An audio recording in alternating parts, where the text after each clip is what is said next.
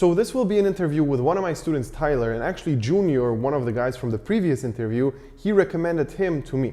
And we started working together, and it was basically a matter of one single month until he actually blew up and started to make really good numbers. So the crazy thing was, after making his very first sale, in the first 30 days, he actually went to $5,000 per day in revenue. All right, so it's a very interesting process. However, we have to keep in mind here that before we got started working together, he already had some experience in Amazon FBA. So he was not a complete beginner with like e-com in general, but the dropshipping model was totally new to him.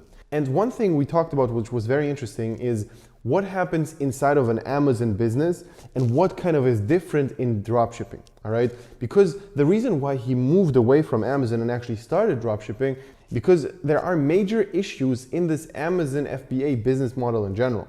So we're gonna dive deep into that, and also we're gonna talk about how he actually managed to get to those numbers so quickly. Tyler is basically a perfect example of a person who executed the strategy perfectly. So how it works in the program is very, very simple, all right?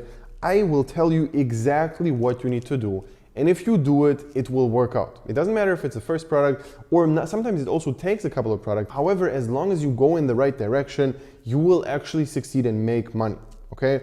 So Tyler is literally a perfect example of just executing exactly what the strategy required. So without further ado, let's just jump into the video. All right, yeah, welcome Tyler to the interview. Basically, we worked together for a couple of months, especially like I think half a year ago, maybe a year ago or so. And for you, everything kind of escalated pretty quickly. And the thing which the scaling was pretty rapid. So maybe you can tell your story and how everything went, where like how things got started, and yeah. Yeah. So we joined your class after a friend of ours told us all about it, and we were looking to diversify in e-commerce as much as possible. And from there, once we joined the class, we kind of hopped on. There was almost kind of like a little bit of homework. We hopped on and did that homework. I think the same day, literally the same day we had our first meeting, we sat there and did like all our homework and went through all the information that was given to us, and then started following the course online. And in all of that, we started actually learning like what's a winning product, what we're looking for, what actually is scalable, what is not. And all those things really went into the Facebook group as well, because in the Facebook group, you can see in real time what's going on with everything, and that helped us tremendously, because of at certain points things change in the world of drop shipping. So everybody's going to run into the same problem. So being in a group together and being able to talk about that problem and try to sort it out with others that are doing it really helped us with scaling the product and going quickly. So once we had some traction ad wise and found our target audience, we just started scaling very quickly. We had the credit to go for it, and we, kind of, once you grab that audience and you see good CPMs and you see all that cost per purchase looking very good, we started spending quite a bit of money on our ads, because we knew it was just investing in the business to bring it back. Mm-hmm. So we did do that, and I think I forgot exactly how quickly we went, but we did have a rather big jump. I think we went from like, maybe a couple $100 a day in sales up until like we got to like $3,000, $5,000 a day in sales, and that was pretty big. And that was in a matter of like, I remember maybe a couple of weeks. Maybe you can share your screen and we can go through the numbers there, because it was really interesting to me that like you did it so quick. And that's like what I saw with you is the main thing, which was kind of which you did really well here, is when we started out, you just like immediately applied. You tested a couple of products, and I think, I don't know like how many products you tested, but after a couple of products tested, you found the first winner. And then you went immediately all out to spending more budget to make it even more profitable.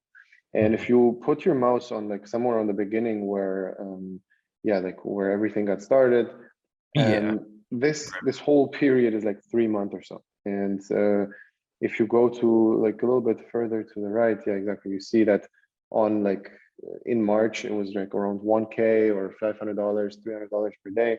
And then the scaling was so quick to like 5K immediately, basically, which can only be done, and this is for the viewers important, it can only be done if you have a decent budget. So if you don't have like a decent budget to scale quick, it's not going to work out cash flow wise. And I think you had like another business, like an Amazon FBA thing before, right? Yeah, we had an Amazon drop shipping store as well. That we had credit available to us, a lot of credit, and we also had a lot of cash available to us, so we could scale very quickly.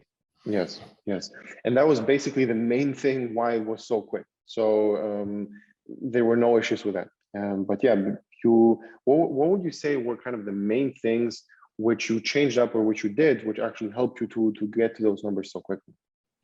I think it was mostly, I mean, you and I had a bunch of calls about it. It was trying to find that target audience and really niching into that target audience. I think that was mostly it. It was once we found that really tight audience that likes this product, niching into it and really getting very, very detailed about who we were targeting, and cutting out any ads that didn't perform pretty quickly. I think once we did once it wasn't performing, we cut it very, very quickly to try and save our budget to spend that money on ads that were performing for us. Yeah, yeah, for sure. That's one part. However, in the beginning, I would say, I would argue that the two main things which actually went like made you this money was, number one, the product, which was like a 10 out of 10. When I saw this product, I was like almost 1,000% sure that it's a winner, because it was just like fitting every single criteria perfectly. And I remember how, like, when I saw it, it was like, okay, this is a really good one. Actually, maybe you can stop the screen share here. Let me stop it for you. Yeah, basically, when I saw it, I saw, okay, that this has a lot of potential. Let's start with this. And the interesting part about it is that I know a guy in the program who also tested the same product like a month later. All right. So he tested it and it didn't perform at all, like zero performance. It was not doing like nothing. And I like, that was a really interesting case, because like if I see two students at the same time testing the same product, it's very interesting to kind of compare and see why one works and why one doesn't. And yeah, basically what I saw was the ads. I clearly saw that your ads were like way superior. And the main thing which I saw was, for example, your top line of the ad was the thing which actually made everything so much better. And I remember Yoni, like basically our videographer, I think he did the ad for you, right?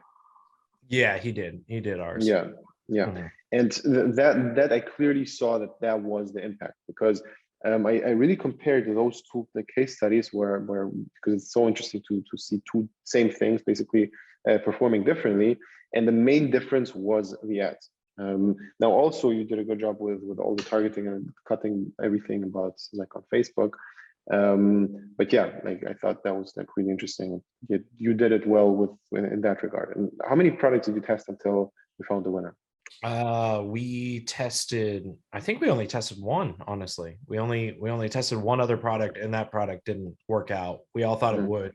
But I think it just wasn't a high enough demand. It wasn't a good enough niche. It wasn't a wow enough product. And then the second one was this product. And once this product went, it just went. So I think by the time we figured out that the first product wasn't a very wow product, I think we were probably only in a couple $100, honestly, before we were like, all right, this one's not going to work, let's move to the next. So it's very quick. Yes, that's also a really important part of basically killing everything which doesn't work as soon as possible. It's such a big time waster that like to keep trying and keep trying and keep trying if something doesn't work, and if it's even like not even break even, so just move on and that's it. Yeah, but what would you say was kind of the main thing which you learned from the program, which helped you the most? I would say, honestly, it's probably identifying winning products, understanding how that works. what the thought process is behind it. I would say that's probably, I think, the biggest. The next biggest for me was honestly learning Facebook. A lot of like Facebook advertising could be its own college course, honestly, because it's such a in-depth thing and it changes so often. So having the access to you all, and people who know Facebook in and out and know what's happening, what's changing, why it's doing the strange things that it does that we all know it does now, that was invaluable in the course. Yeah, yeah, yeah. The Facebook part, the main thing I saw there is the Facebook things are really important, like looking at all the like the breakdowns and doing everything properly with killing assets, scaling, etc. However, when you see that you have a perfect ad and a perfect product, all the things fall into place. Like the Facebook stuff is super important, and you can make, like, I would say, like probably 30% more profit if you optimize everything. However, if you wouldn't and still have like a 10 out of 10 product, 10 out of 10 ad and decent store, you're making money.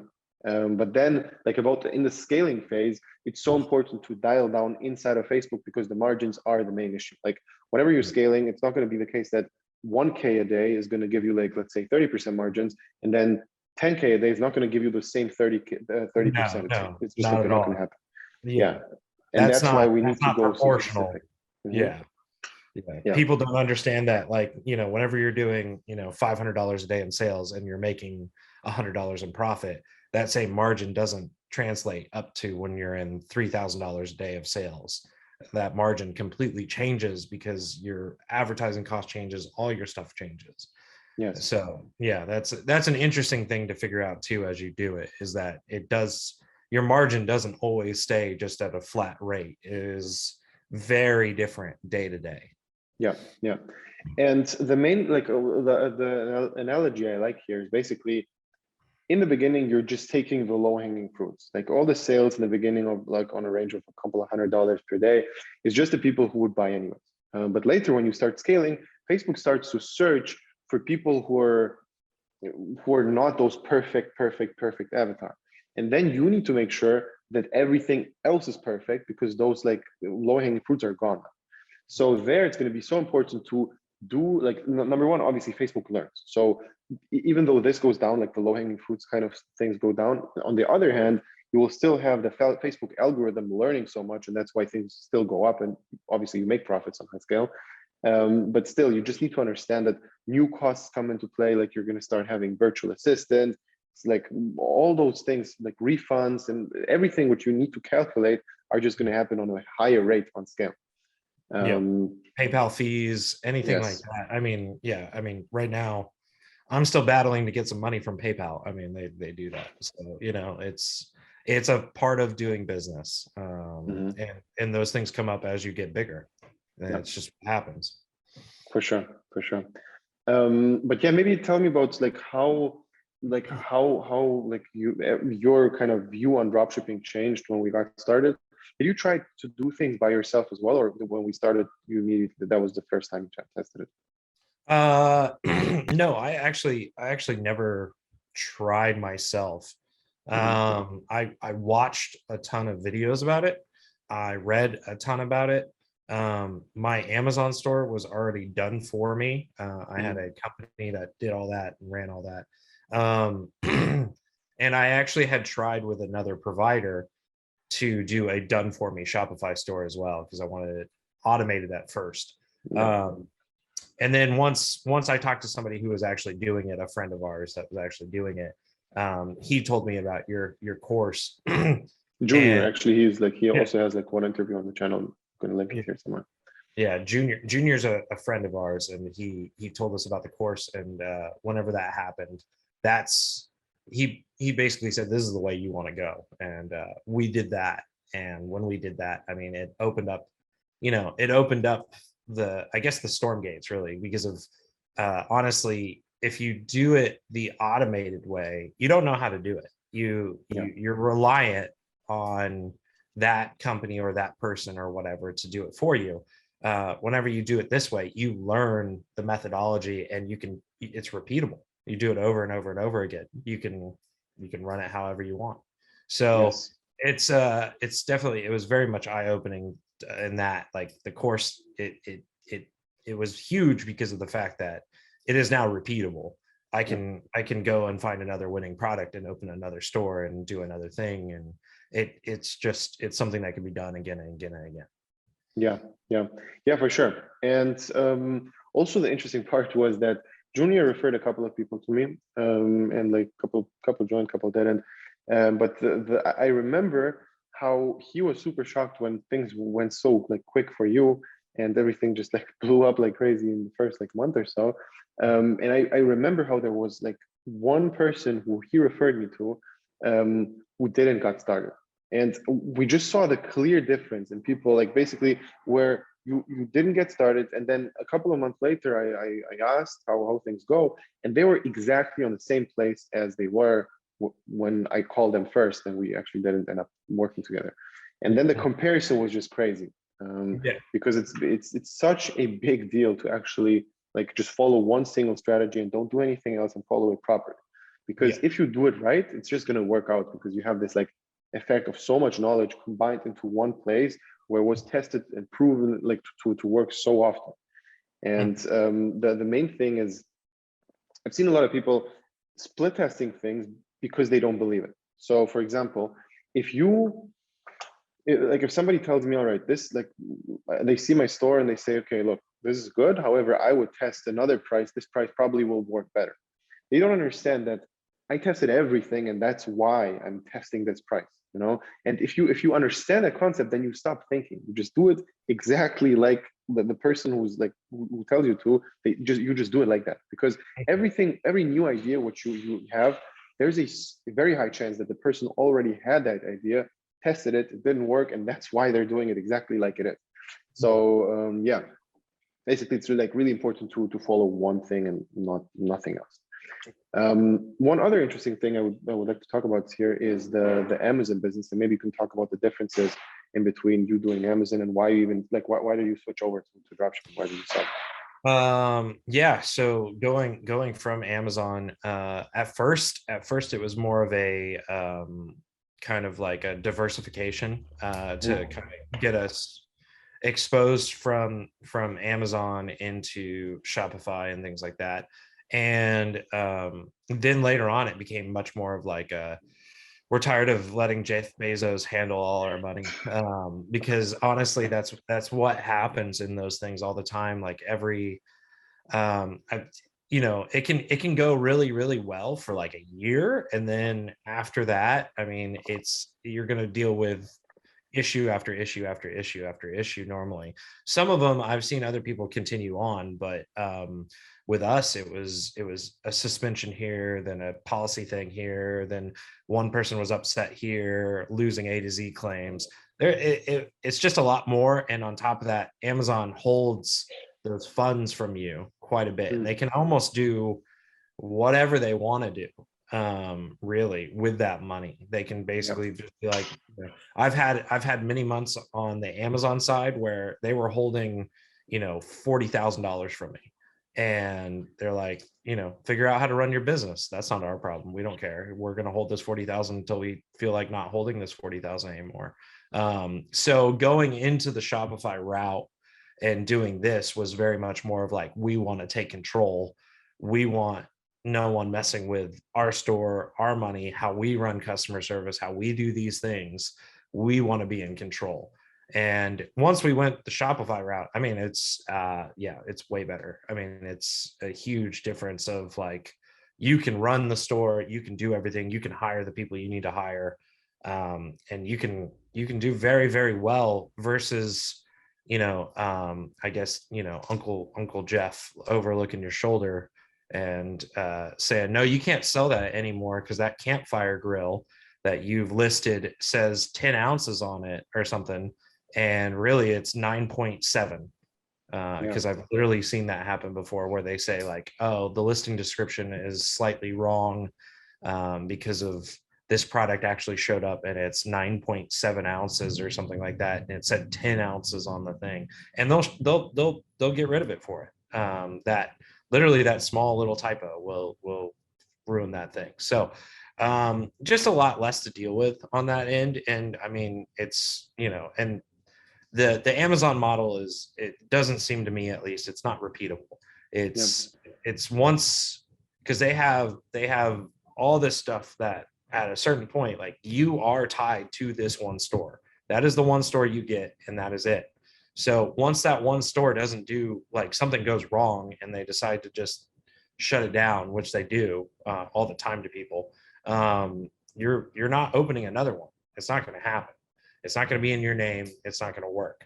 So if something goes wrong on the Shopify aspect, well, yeah, you can open another one. It's your world. You can do whatever you want to do. You can go again. You can change products. You can do a different niche store, anything like that. And that's the cool thing, is that you can just, reinvent. If you want to go to a different product, you can. You make a new store and do a different product. I mean, whatever you want to do. Yes, 100%.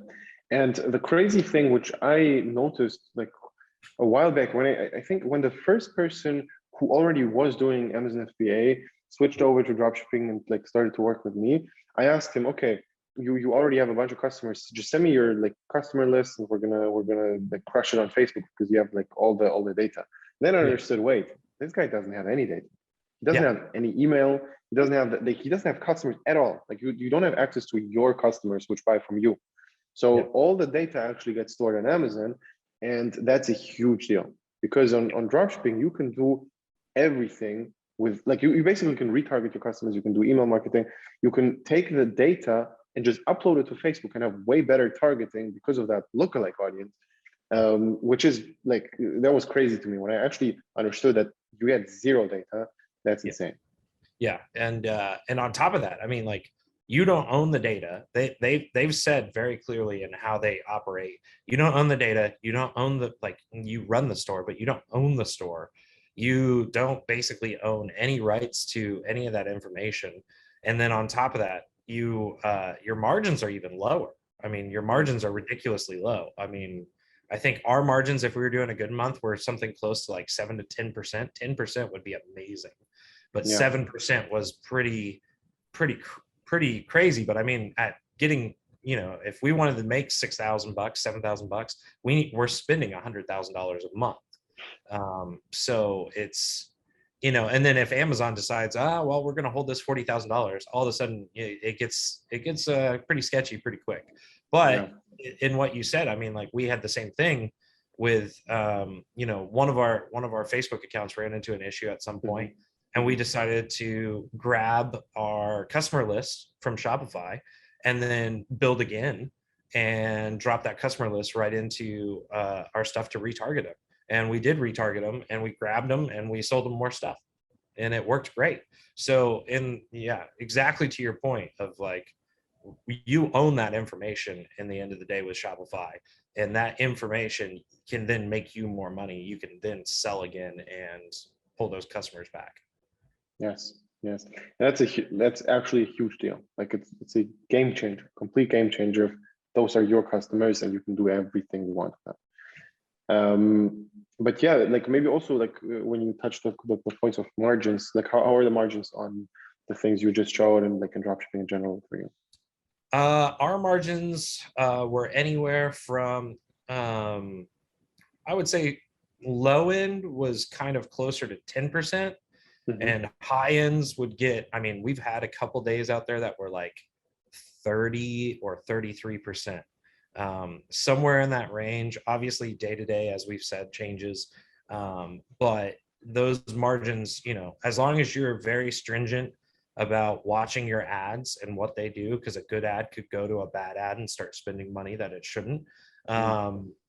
As long as you're very good about being on top of that, you can easily do. I mean, I've seen other guys that have gotten closer to the 40%, but I felt very happy that we even got, I think we got one day, our best day was like 37% or something like that. It was pretty insane margins.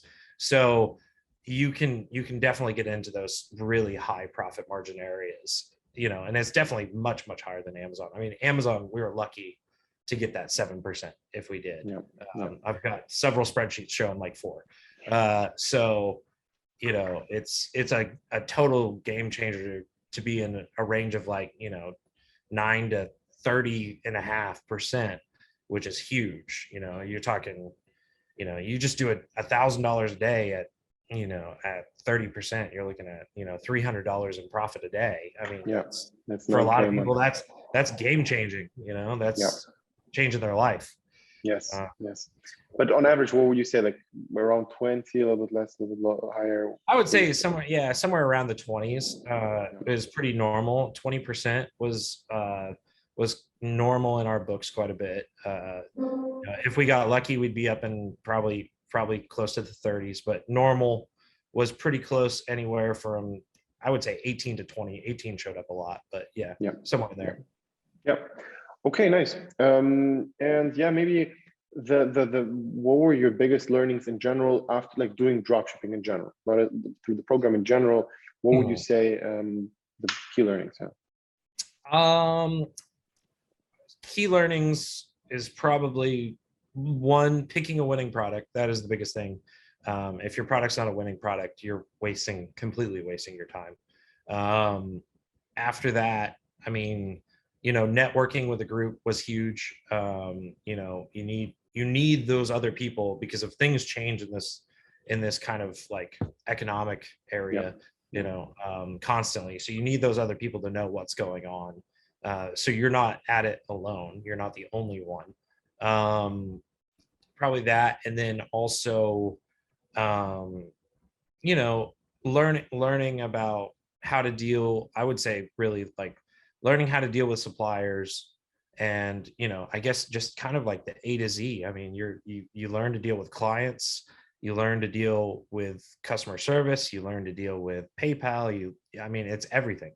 You're learning it all. So it's really, I mean, if you don't know like, I came into it like watching a couple of YouTube videos, and that was kind of it, but I didn't know anything. I didn't know how to create the website. I didn't know how to do the ads. I was most worried about the ads, because if I knew that's where you spend a lot of money, I didn't know how to pick a winning product. And I mean, the whole entire thing taught me each step by just literally following it. And now it's a very repeatable process. Yes.